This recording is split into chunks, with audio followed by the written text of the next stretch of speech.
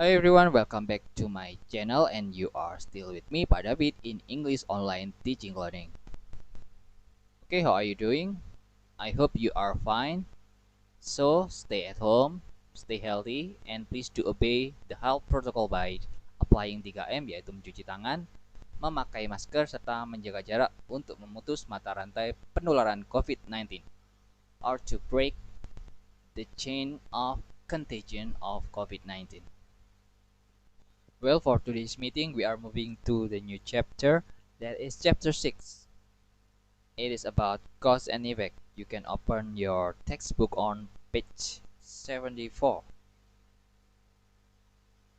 Jadi pada pertemuan kali ini kita menginjak bab baru atau materi baru, yaitu materi bab 6 berkaitan dengan cause and effect, sebab dan akibat. Jadi suatu tindakan atau suatu kejadian di dunia ini pasti ada sebab dan akibatnya. Jadi pada bab ini kita akan membahas bagaimana cara kita mengungkapkan atau mengekspresikan kalimat yang terdapat unsur sebab dan akibat secara grammar, secara linguistik, secara kebahasaan. Seperti itu. Oke, tanpa berlama-lama langsung saja kita menuju ke materi. Check this out. Cause and effect, sebab dan akibat. Di sini ada kompetensi inti dan kompetensi dasar. 3.6 itu adalah kompetensi pengetahuan. Jadi dalam kompetensi pengetahuan kalian diharapkan bisa atau dituntut untuk bisa menerapkan fungsi sosial, struktur teks, dan unsur kebahasaan teks interaksi transaksional lisan dan tulis yang melibatkan tindakan memberi dan meminta informasi terkait hubungan sebab akibat sesuai dengan konteks penggunaannya. Dalam kurung, perhatikan unsur kebahasaan because of, due to, thanks to. Yang selanjutnya adalah 4.6, itu adalah kompetensi keterampilan. Jadi di sini itu kalian diharapkan atau dituntut untuk bisa menyusun teks interaksi transaksional lisan dan tulis yang melibatkan tindakan memberi dan meminta informasi terkait hubungan sebab akibat dengan memperhatikan fungsi sosial, struktur teks, dan unsur kebahasaan yang benar dan sesuai konteks. Jadi itu untuk kompetensi inti dan kompetensi dasarnya. Oke, yang selanjutnya adalah indikator pencapaian kompetensi. Di sini ada 4. Yang pertama adalah mengidentifikasi ciri-ciri kalimat yang menunjukkan keterkaitan sebab dan akibat dengan memperhatikan fungsi sosial, struktur teks, dan unsur kebahasaan. Yang kedua adalah menjelaskan fungsi sosial, struktur teks, dan unsur kebahasaan beberapa teks interaksi transaksional, lisan dan tulis yang melibatkan tindakan memberi dan meminta informasi terkait hubungan sebab akibat sesuai dengan konteks penggunaannya. Yang ketiga, memahami struktur teks dan unsur kebahasaan dari sebuah teks dalam memberi dan meminta informasi terkait hubungan sebab akibat. Dan yang terakhir adalah menganalisis perbedaan struktur kalimat yang menunjukkan keterkaitan sebab dan akibat. Jadi untuk mencapai kompetensi tersebut kalian harus bisa memenuhi indikator-indikator yang sudah saya jelaskan atau sudah saya bacakan barusan dari 1 sampai 4. Oke, next. Toing tong. Kita mulai masuk ke pembahasan ya. Di sini ada cause atau sebab. Jadi sebab itu mengacu pada the reason or motive for an action. Jadi sebab atau cause itu mengacu pada sebuah alasan atau motif dari sebuah tindakan atau aksi. Terus yang kedua itu cause atau sebab itu mengacu pada pertanyaan why something happens. Mengapa sesuatu terjadi? Yang ketiga, cause atau sebab itu mengacu pada suatu tindakan yang terjadi pertama kali secara kronologi. Jadi bukan dilihat dari struktur kalimat ya. Ini dilihat secara kronologi. Bukan dari struktur kalimat, karena bisa saja sebab itu berada di belakang sedangkan efek atau akibat itu berada di awal kalimat. Jadi di sini maksudnya terjadi pertama itu dilihat dari kronologinya. Contohnya adalah it rain atau hujan, seperti itu. Oke, lanjut. Yang selanjutnya adalah efek atau akibat. Jadi akibat atau efek ini mengacu pada sebuah result or conclusion of an action. Jadi mengacu pada sebuah hasil atau kesimpulan dari sebuah aksi atau tindakan. Terus efek itu juga mengacu pada pertanyaan what happened, apa yang terjadi. Terus efek itu juga mengacu pada suatu tindakan atau suatu kejadian yang terjadi karena suatu sebab. Contohnya adalah I got wet. Jika digabung dengan kalimat atau klausa sebelumnya di cause, itu kalimatnya menjadi apa? Kita langsung ke slide berikutnya untuk mencari tahu. Ya. Oke, di situ bisa kalian lihat ada tanda panah yang berwarna pink dan ada tanda panah yang berwarna kuning. Di tanda panah yang berwarna pink ada sebuah petunjuk atau clue, yaitu di situ bertuliskan A led to B. Sedangkan di tanda panah yang berwarna kuning di situ tertulis petunjuk atau clue, yaitu cause led to effect. Jadi di sini bisa kita ketahui bahwa A itu mewakili cause dan yang B itu adalah mewakili effect. Jadi bisa kita simpulkan bahwa cause atau sebab itu mendatangkan sebuah akibat. Cause led to effect. Jadi seperti itu. To find a cause, ask why did this happen? And to find an effect, ask what happened. Jadi untuk menemukan sebuah sebab, tanyakan mengapa hal ini terjadi, dan untuk menemukan sebuah akibat, tanyakan apa yang terjadi. Contohnya, it rained so I got wet. Jadi karena hari saat itu hujan, sehingga akhirnya saya basah kuyup. It rained so I got wet. Jadi di sini ada word signal atau kata penghubung, yaitu so, yang artinya sehingga. Hari saat itu hujan sehingga saya basah kuyup. Atau bisa juga menggunakan kata penghubung atau word signal because. Jadi kata-katanya itu dibalik. I got wet because it rained. Seperti itu. Saya basah kuyup karena hari saat itu hujan. Jadi mengapa saya bisa basah kuyup? Jawabannya karena hari itu hujan. Jadi to find a cause, ask why did this happen. Jadi kamu tanyakan sebabnya, kenapa kamu basah kuyup. Jadi kamu basah kuyup karena kamu kehujanan. Oke, seperti itu. Lanjut ke slide berikutnya.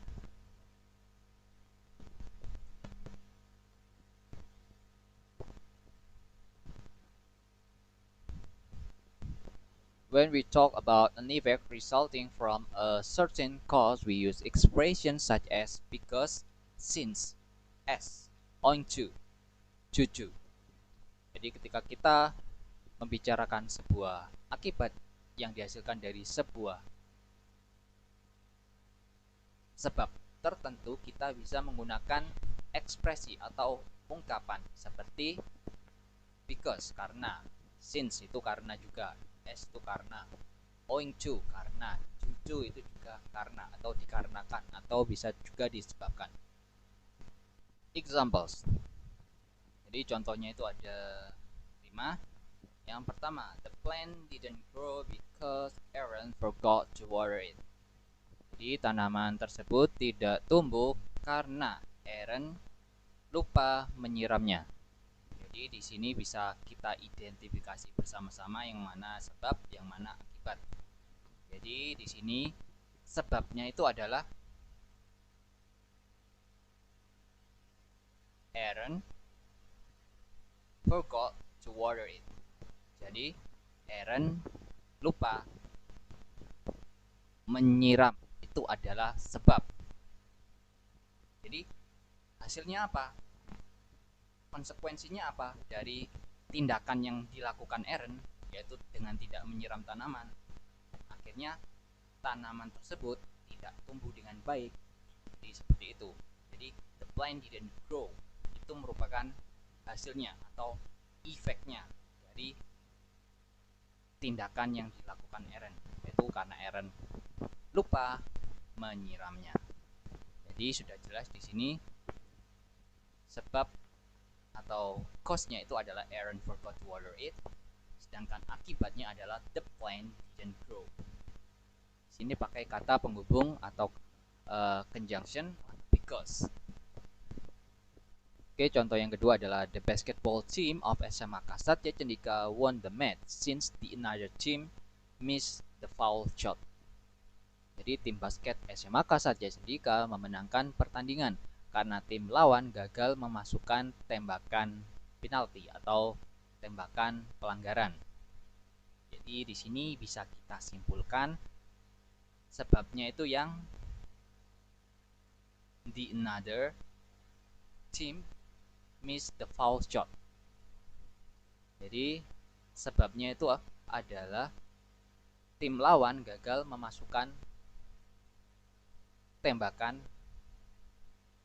pelanggaran atau penalti, sehingga mengakibatkan atau menghasilkan suatu kondisi atau keadaan di mana tim basket SMA Kasatya Cendika itu bisa memenangkan pertandingan. Jadi sebabnya adalah tim lawan yang gagal memasukkan bola, memasukkan tembakan penalti atau pelanggaran. Jadi seperti itu. Oke, yang selanjutnya adalah Maple couldn't join the school field trip as she was sick. Jadi Maple tidak bisa mengikuti study tour karena dia sakit. Di sini bisa kita identifikasi sebabnya itu yang mana, akibatnya yang mana. Bisa kalian tebak yang mana sebab, yang mana akibat. Oke, kita bahas bareng. Di sini sebabnya itu adalah she atau Maple was sick. Jadi Maple sakit atau dia sakit sebabnya, sehingga mengakibatkan atau menghasilkan suatu keadaan di mana Maple tidak bisa join atau tidak bisa mengikuti study tour. Seperti itu. Paham? Got it? Good. Oke, yang selanjutnya adalah owing to our hard work we managed to pass the final exam. Jadi dikarenakan usaha atau kerja keras kami akhirnya berhasil lolos atau bisa melewati ujian akhir. Di sini bisa kita identifikasikan yang mana sebab, yang mana akibat. Di sebabnya di sini adalah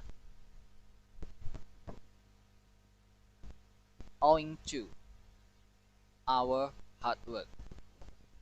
Jadi karena usaha atau kerja keras kami, we managed to pass the final exam. Jadi konsekuensi atau hasil akhirnya itu kita bisa melewati atau kita berhasil melewati ujian akhir. Intinya kalian tuntas ya. Kalau misal kalian sekolah, belajar dari semua mata pelajaran itu kalian sebagian besar mata pelajarannya nilainya di atas KKM. Jadi seperti itu. Sebabnya itu kalian kerja keras. Hasilnya kalian bisa melewati lolos ujian akhir. Seperti itu. Oke, next. Oke, yang terakhir atau the last is the heavy traffic jam was due to an accident. Jadi kemacetan lalu lintas yang parah itu diakibatkan oleh sebuah kecelakaan. Di sini pola kalimatnya adalah kalimat pasif. Bisa kita simpulkan atau bisa kita identifikasi di sini mana yang sebab, mana yang akibat. Di sini sebabnya adalah an accident. Jadi sebuah kecelakaan itu mengakibatkan atau memberikan suatu hasil yang mengakibatkan kondisi di mana terjadi kemacetan lalu lintas yang sangat parah. Jadi seperti itu. Nggak dibalik ya, sebabnya yang kemacetan lalu lintas yang parah mengakibatkan sebuah kecelakaan. Itu salah. Yang benar, sebuah kecelakaan itu mengakibatkan, karena sebuah kecelakaan itu akhirnya terjadi sebuah kemacetan lalu lintas yang sangat parah. Oke, lanjut.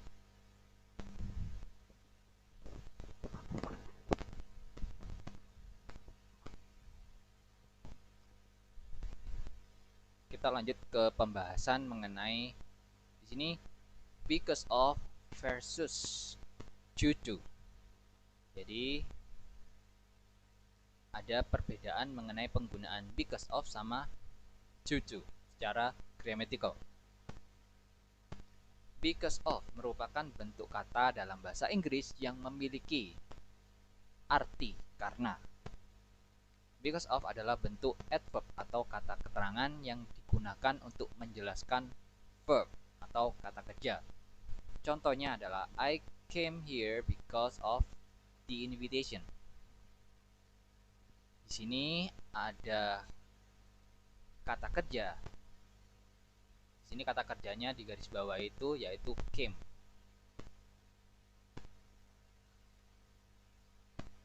Jadi di sini adverbnya itu adalah because of. Because of itu menjelaskan verb.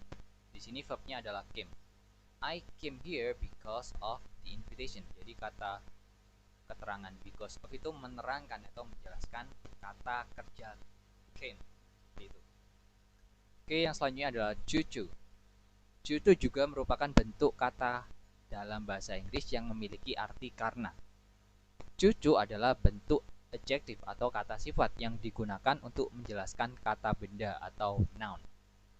Contohnya, my tardiness was due to the heavy traffic.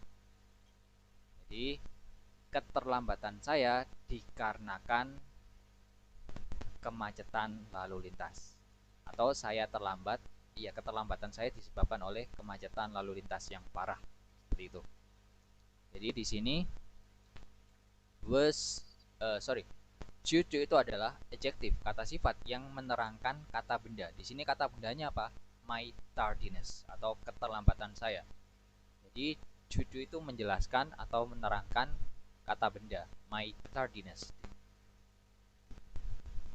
Sampai sini paham? Semoga paham ya. Jadi kalau perbedaannya, kalau because of tadi berfungsi sebagai kata keterangan yang menerangkan atau menjelaskan kata kerja. Sedangkan due itu sendiri adalah kata sifat yang menerangkan kata benda. Jadi jika kalian menemui kalimat due to yang diawali sebuah kata kerja itu salah. Kalian nggak bisa pakai due to. Due to itu hanya bisa diawali dengan noun atau kata benda, atau minimal ada to be-nya. Jadi was due to, is due to, seperti itu.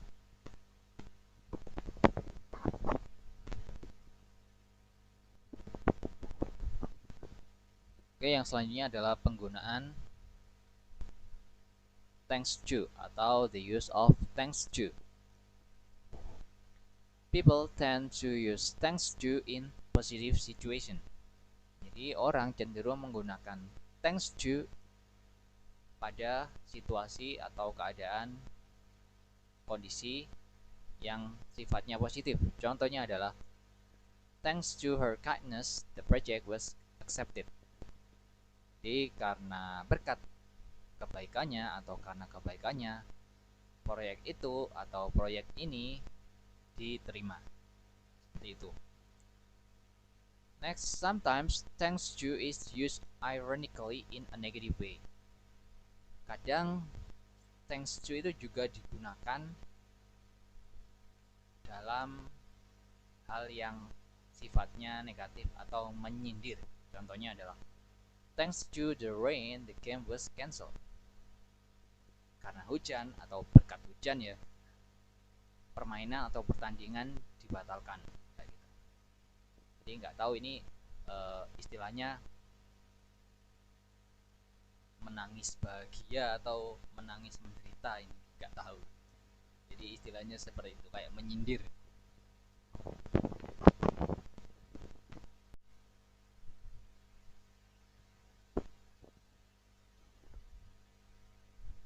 Oke, di situ bisa kalian lihat signal words. Signal words atau kata penghubung, kata penanda yang menandakan penggunaan cause and effect.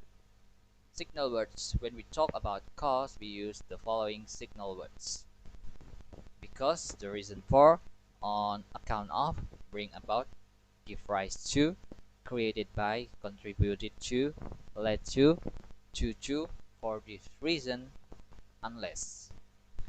Signal word. When we talk about an effect resulting from a certain cause, we use the following signal words.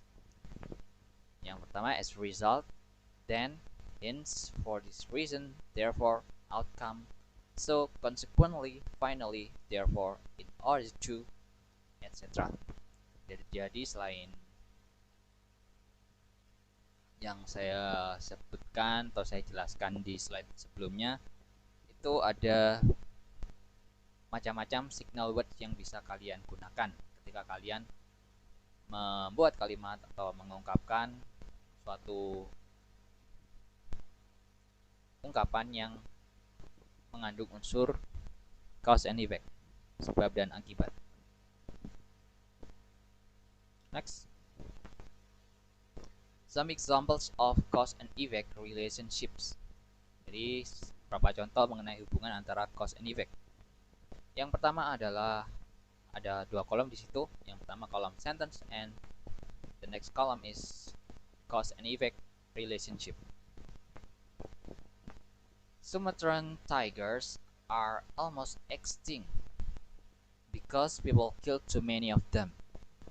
Jadi di sini cause-nya itu adalah people killed too many of them. Efeknya Sumatran tigers almost became extinct. Jadi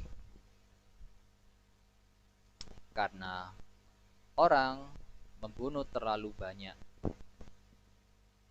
harimau Sumatera, jadi mereka itu banyak membunuh harimau Sumatera sehingga menghasilkan konsekuensi, menghasilkan suatu keadaan di mana harimau Sumatera itu hampir mengalami kepunahan. Jadi seperti itu. Oke, contoh selanjutnya adalah haze is caused by massive forest burning. Sini cause-nya adalah massive forest burning. Sedangkan efeknya adalah haze. Jadi kabut itu disebabkan oleh kebakaran hutan yang sangat luas, yang sangat lebar, masif. Jadi sebabnya di sini kebakaran hutan yang sangat masif sehingga menghasilkan suatu keadaan di mana jalanan berkabut, tempat di sekitar itu dipenuhi oleh kabut sehingga orang tidak bisa melihat dalam jarak pandang tertentu, seperti itu. Jadi sebabnya adalah kebakaran hutan yang sangat besar, yang sangat luas. Akibatnya apa? Keadaan jadi berkabut.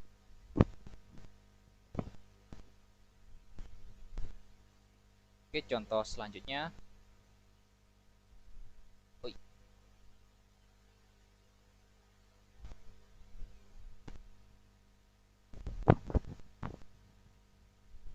Since they are in love, they forgive each other mistakes.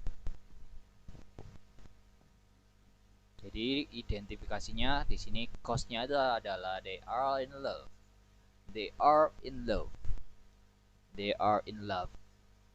Efeknya they forgive each other mistakes.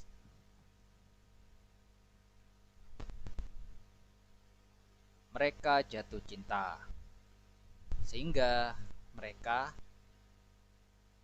memaafkan kesalahan satu sama lain karena mereka sudah terlanjur jatuh cinta, ya sudah, wis, kalian tahu rasanya gimana ketika jatuh cinta, itulah telek kucing rasanya seperti coklat, seperti itu ya. Jadi itu hasilnya mereka itu memaafkan kesalahan satu sama lain ketika mereka sudah mengalami yang dinamakan jatuh cinta. Oke, seperti itu. Lanjut. Oke, yang selanjutnya adalah early men learn to grow food and as a result their lives become easier. Sini kalau kita identifikasikan di sini cause-nya itu adalah early men learn to grow food. Efeknya their lives became easier. Jadi orang pada zaman dahulu itu belajar untuk bercocok tanam ya, menanam sesuatu untuk dimakan, sehingga menghasilkan suatu keadaan di mana kehidupan mereka itu jauh menjadi lebih mudah sebelum mereka menemukan cara untuk bercocok tanam kayak gitu. Sebelum mereka belajar bercocok tanam maksud saya.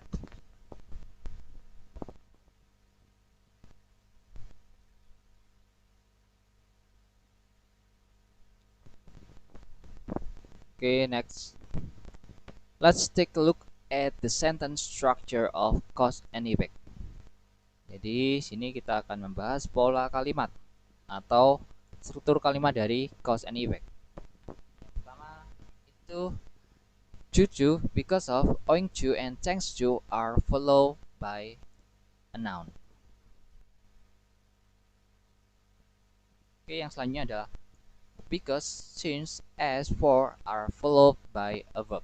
Jadi because, since, as, for itu diikuti oleh sebuah kata kerja.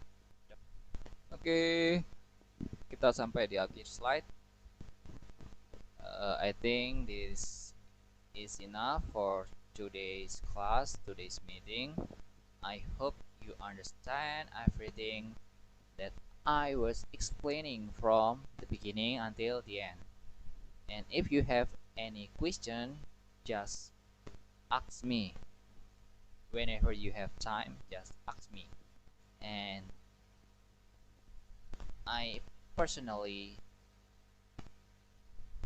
apologize if during my explanation I have said something wrong or I did a lot of mistake during my explanation.